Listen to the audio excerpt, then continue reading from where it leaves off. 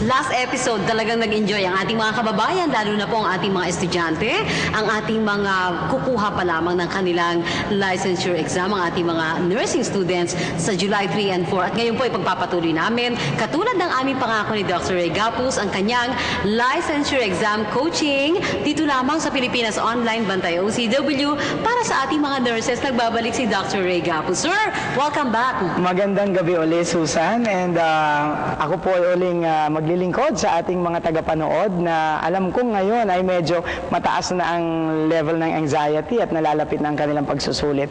Pero antabayanan nyo lamang po ang programa ni Susan at masasabi ko sa inyong baka after nito zero level na yung anxiety nyo. Oo nga. Ilang tulog na lang. Ilang tulog na lang. Ilang oras na lamang examen na. Pero last time, binigyan nyo kami ng mga technique. Pointers. Oo, pointers, di ba? Study hints. Totoo yan. Pero honestly, ang dami-dami kong natutunan sa last episode. Okay, last time, yung mga testing techniques muna. Yeah, yung napag-usapan natin na yung tatlong bagay na kailangan mong tandaan. Unang-una, ibinababad mo na dapat ang iyong sarili sa pagsagot sa mga tanong at this point at hindi ka na nagbabasa ng makakapal na libro. Puro tanong na lang, question and answer. Pangalawa, dapat tatandaan mo paano mag-shade properly dahil katulad ng PICOS machine, ang optical scanner na ginagamit to check the answer sheets for the licensure exam could actually misread also yung mga shading ng ating mga licensure examinee test takers. And number 3, dapat alalahanin nila to always detach their first answer sheet from the bottom of the file and not from the top. Kasi answer sheet number 1 is at the bottom of the file na ibibigay sa kanila. So pabaliktad. Pabaliktad, oo. Mahalaga po yung kasi kung ang tanong, test 1, dapat answer sheet number 1 ang gagamitin. Ngayon kung sa taas ka kumuha, that's answer sheet number 5. Kung ginamit mo yun sa test 1, ligaw na yung iyong sagot. sabi mo, last time meron tayong 5, no, na nursing practice 1 to 5, and then 5-5 concept din yun. So yung nursing practice 1, sir? Natapos na natin, napag-usapan na natin doon yung mga most commonly asked concepts katulad ng ethics, ng research, death and dying, RA 9173, at ang mga kinatatakutan nila na, na mga konsepto. And then for nursing practice 2, napag-usapan na natin IMCI, napag-usapan natin breastfeeding, napag-usapan natin menstrual cycle, and yung mga ibang mga bagay na hindi nila minsan nabibigyan ng pansin katulad ng TB treatment tsaka EPI. Ang dami ko. Naintindihan ko rin yun last time. At ngayon, nursing practice 3, 4, at 5 ang pag-uusapan natin. Sige, sir. Pag nakita natin yung nursing practice 3 and nursing practice 4, ito yung approximately this is 40% of the test. Alam mo, Susan, yung bulk ng topics dito, medical, surgical, nursing. Yung mga common na sakit. Ngayon, ayon sa framework ng ating licensure exam for nurses, dapat yung mga tinatanong dito, yung mga conditions na common causes of morbidity sa Pilipinas, yung common sa Pilipinas. Pero since naiintindihan ko na ang nursing knowledge ay dynamic, no, laging nagbabago, napansin ko lang sa mga nakakaraang pagsusulit, marami silang tanong na parang NCLEX-based, yung mga tipong topics na pang licensure exam sa Amerika. Medyo ganon yung tema ng ating mga katanungan dito sa Pilipinas. Kaya minarapat ko na idagdag ngayon yon para sa ating mga manonood para magkaroon naman sila ng idea ano ba yung higher level of questions na ini-expect nila for nursing practice 3, 4, and 5. Eh, kasi I'm sure, yun din siguro ang dahilan kung bakit ang dami-dami bumabaksak. Totoo. Di po ba? Ang ating unang-unang konsepto ay yung crutch walking, yung paglalakad gamit ang saklay. Opo. Okay? Tinuturo dapat yan ng nurse, pero minsan masusurprise ka kahit kaming mga nurse, hindi namin minsan maintindihan paano sa sarili namin, no? Ako siguro dahil itinuturo ko ito, kaya on my own, madaling nasisimplify yan. Kasi may technique pala ang pagsasaklay. meron. Ang paglalakad gamit ang saklay ay depende kung ilang sa paa natin ang pwede nating ilakad at diinan. Kasi kung yung paa natin may injured, you cannot bear weight. Hindi mo pwedeng idiin dyan yung paglakad mo. So meron tayong tinatawag na 2-point gait, 4-point gait, 3-point gait, swing to gait, tsaka swing through gait. Okay. Dami. So, madami. 2-point gait, madali lang yon, no? Ilalakad mo yung saklay at kasabay nung opposite leg mo. That's count 1. And then, yung isang saklay ulit, kasabay ng opposite leg, that's count 2. Kaya 2-point gait. 1, 2, 1, 2. Para ka lang nagmamarcha. Okay.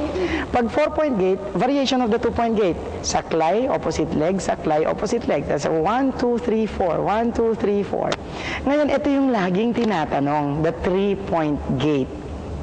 Ito yung medyo mahirap ipaliwanag. Kasi ginagamit ang 3-point gait pag hindi tayo pwedeng dumiin ng paglakad sa isa nating paa. In other words, kailangan alalayan. Kaya, ano yung mga movements na kailangan for the 3-point gait? Una, iabante ang crutches together, yung saklay, sabay. Isasabay mo ngayon, pagkatapos, yung apektadong paa. The injured leg. Sabay na po. The affected leg. So that's count 1. And then, you have to shift the body weight dito sa palm ng hand. Dito ka pumuwersa. Kasi hindi ka pwedeng dumiin dun sa paa mo. Bago mo i-move yung good leg. So it's the crutch and the bad leg together. Count of 1. Shift the body weight on the palm of the hand. 2. And then, the good leg, 3. Kaya tinawag na 3-point gait. Kita mo nga naman, akala ko basta ka na magsasaklay. Yan ang akala ko noon, ganun lang. Kasi, Pwede ka palang madamage. Oo, at dapat ang saklay, hindi eksakto dito sa kilikili. Dapat 2 to 3 inches below sa kilikili. And slightly, dapat ikaw ay nakalin forward.